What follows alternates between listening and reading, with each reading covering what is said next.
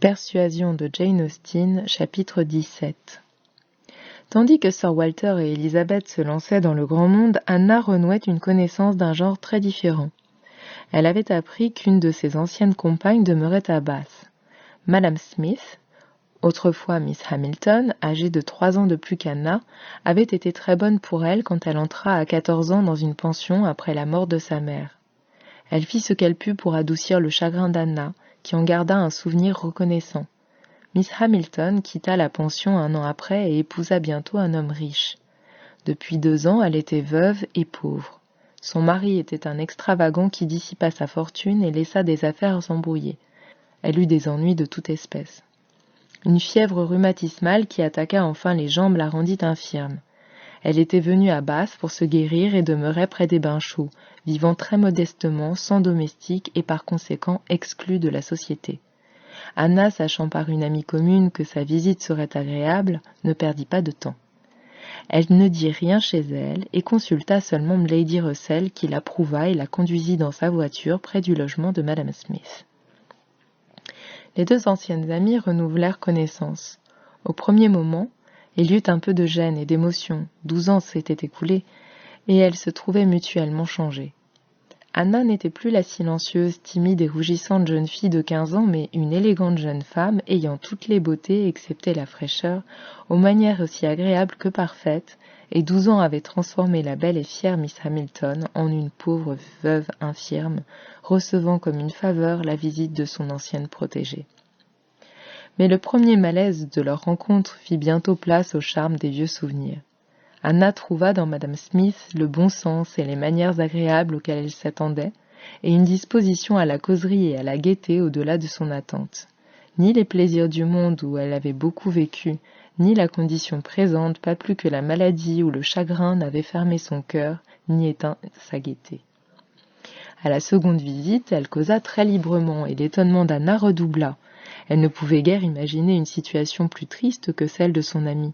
Elle avait perdu un mari qu'elle adorait, une fortune à laquelle elle était accoutumée, elle n'avait pas d'enfant pour la rattacher à la vie et au bonheur, aucun parent pour l'aider dans des affaires embarrassées, pas même de santé pour supporter tout le reste.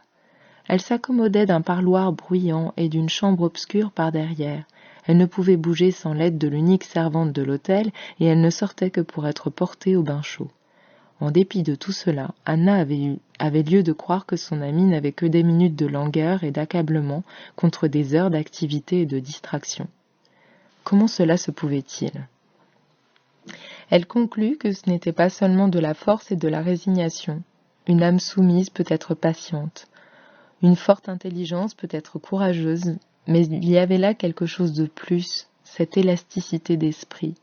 Cette disposition à être consolée, cette faculté de trouver des occupations qui la détachaient d'elle-même, tout cela venait de sa seule nature. C'est le plus beau don du ciel, et Anna voyait là une grâce spéciale destinée à remplacer tout le reste. Madame Smith avait eu une époque de profond découragement. En arrivant à Bath, elle était bien plus invalide qu'alors, car elle avait eu un refroidissement en voyage et s'était mise au lit avec de vives et continuelles souffrances. Et cela parmi des étrangers, sans pouvoir se passer d'une garde et dans une situation pécuniaire très gênée. Elle avait subi toutes ces choses et disait qu'il en était résulté un bien. Elle s'était sentie en bonne main. Elle connaissait trop le monde pour attendre un attachement soudain et désintéressé, mais sa propriétaire s'était montrée très bonne et la sœur de cette dame, garde-malade et alors sans emploi, l'avait admirablement soignée et avait été pour elle une amie précieuse. Aussitôt que je pus faire usage de mes mains, elle me montra à tricoter, ce qui me fut d'une grande distraction, et à faire ces paniers, ces pelotes et ces porte-cartes avec lesquels vous me trouvez si occupée.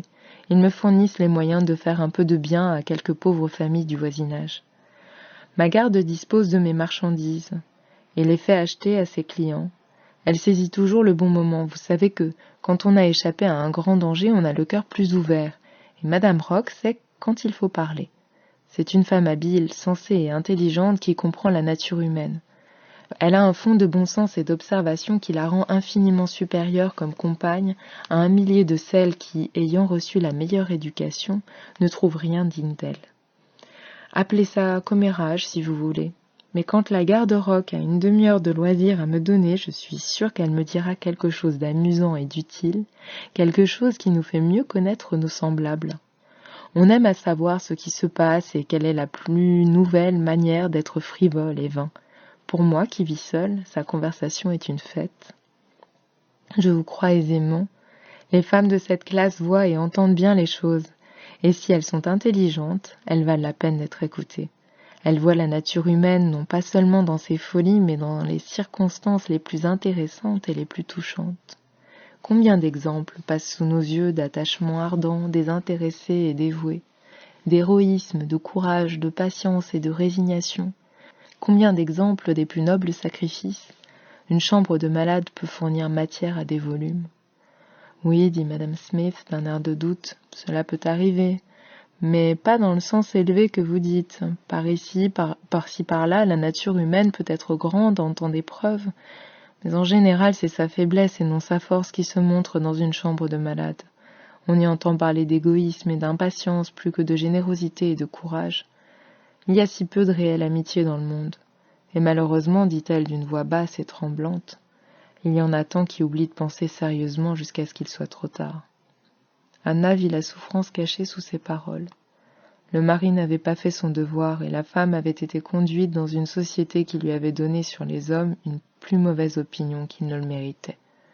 Madame Smith secoua cette émotion momentanée et ajouta bientôt d'un ton différent.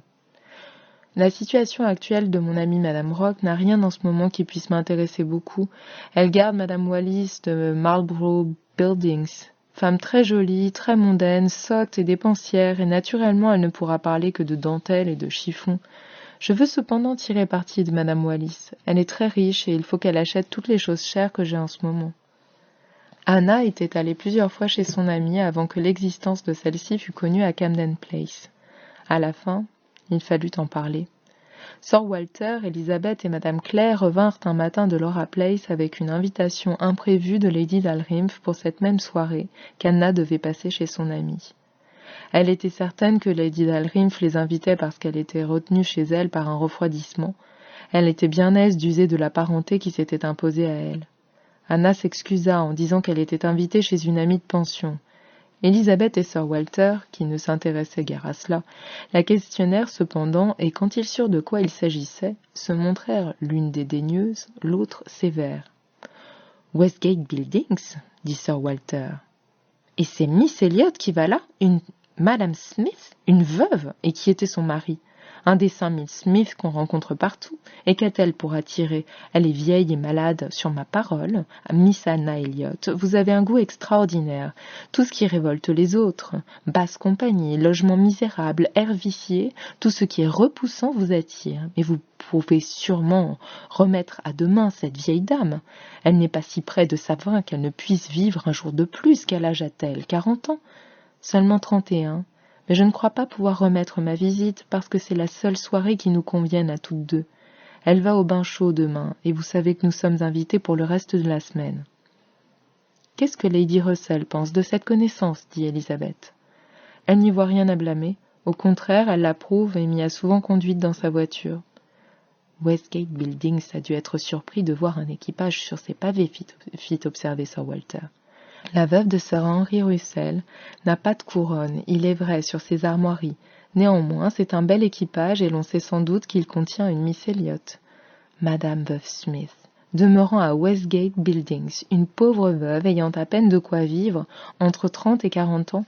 Une simple Madame Smith est l'amie intime de Miss Elliot qui la préfère à sa noble parenté d'Écosse et d'Irlande. Madame Smith, quel nom! À ce moment, Madame Clay jugea convenable de quitter la chambre. Anna aurait bien voulu prendre la défense de son amie, mais elle se tut par respect pour son père. Elle le laissa se souvenir que Madame Smith n'était pas la seule veuve à Bath, entre 30 et 40 ans, ayant peu de fortune et ne possédant aucun titre de noblesse.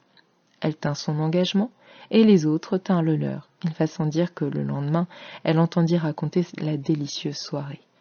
Sir Walter et Elizabeth s'étaient empressés d'inviter de la part de sa seigneurie Lady Russell et Monsieur Elliot. Celui-ci avait laissé là le colonel Wallis pour venir et Lady Russell était venue, quoiqu'elle eût déjà disposé autrement de sa soirée. Par elle, Anna sut tout ce qui s'était dit. Son ami et M. Elliot avaient causé d'elle. On l'avait désirée et regrettée. On avait approuvé le motif de son absence. Sa bonne et affectueuse visite à une ancienne compagne malade et pauvre avait ravi M. Elliot. Il trouvait, comme Lady Russell, qu'Anna était une jeune fille extraordinaire, un modèle de perfection en tout genre. Anna ne pouvait se savoir si hautement appréciée par un galant homme sans éprouver les émotions que Lady Russell cherchait à faire naître. Celle-ci avait son opinion faite sur M. Elliot. Elle était convaincue qu'il recherchait Anna et le trouvait digne d'elle. Elle calculait combien de semaines lui restaient jusqu'à la fin de son deuil pour qu'il pût déployer toutes ses séductions. Elle ne dit qu'à demi ce qu'elle pensait, hasardant seulement quelques mots sur la possibilité d'une telle alliance. Anna l'écoutait en rougissant et secouait doucement la tête. « Je ne suis pas une faiseuse de mariage, vous le savez, dit Lady Russell. Je connais trop bien l'incertitude des prévisions humaines. Je dis seulement que si M. Elliot vous recherchait et que vous fussiez disposé à l'accepter, il y aurait là des éléments de bonheur. M. Elliot est un homme très aimable et que j'estime beaucoup, mais nous ne nous convenons pas. » Lady Russell répondit seulement « J'avoue que ma plus grande joie serait de vous voir la maîtresse de Kellynch, la future Lady Elliot, occupant la place de votre chère mère, succédant à tous ses droits, à sa popularité, à toutes ses vertus. Vous êtes le portrait de votre mère, ma chère Anna, au physique et au moral, et si vous preniez sa place, votre seule supériorité sur elle serait d'être plus justement appréciée qu'elle ne le fut. » Anna se leva et s'éloigna pour se remettre de l'émotion que cette peinture excitait en elle. Son imagination et son cœur étaient séduits. Toutes ces images avaient un charme irrésistible. Lady Russell n'ajouta pas un mot, laissant Anna à ses réflexions et se disant que si M. Elliot plaidait en ce moment sa cause. En résumé, elle croyait ce qu'Anna ne croyait pas encore. Celle-ci, venant à penser à M. Elliot plaidant lui-même sa cause, se trouva subitement refroidie et se dit qu'elle ne l'accepterait jamais. Quoiqu'elle le fréquentât depuis un mois, elle ne pouvait dire qu'elle le connaissait. Elle voyait bien que c'était un homme sensé, aimable, qu'il causait bien et professait de bonnes opinions. Il avait le sentiment du devoir, et elle ne pouvait le trouver en défaut sur aucun point, mais cependant elle n'aurait pas voulu répondre de lui. Elle se méfiait du passé, sinon du présent. Quelques mots prononcés parfois lui donnaient des soupçons, et qui pouvaient répondre des sentiments d'un homme habile et prudent, qui feignait peut-être d'être ce qu'il n'était pas. M. Elliot n'était pas ouvert. Le bien ou le mal n'excitait en lui aucun élan de plaisir ou d'indignation. Pour Anna, c'était un grand défaut. Elle adorait la franchise et l'enthousiasme. Elle se fiait plus à la sincérité de ceux qui disent parfois une parole irréfléchie qu'à ceux dont la présence d'esprit ne fait jamais défaut et dont la langue ne se trompe jamais. M. Elliot savait plaire à tous. Il lui avait parlé ouvertement de Madame Clay, cependant il était aussi aimable avec elle qu'avec tout autre. Lady Russell en voyait plus ou moins que sa jeune amie, car elle n'avait aucune défiance. Elle ne pouvait imaginer un homme plus parfait, et rien ne lui eût été plus doux que de voir sa bien-aimée Anna lui donner la main dans l'église de Kellynch au prochain automne.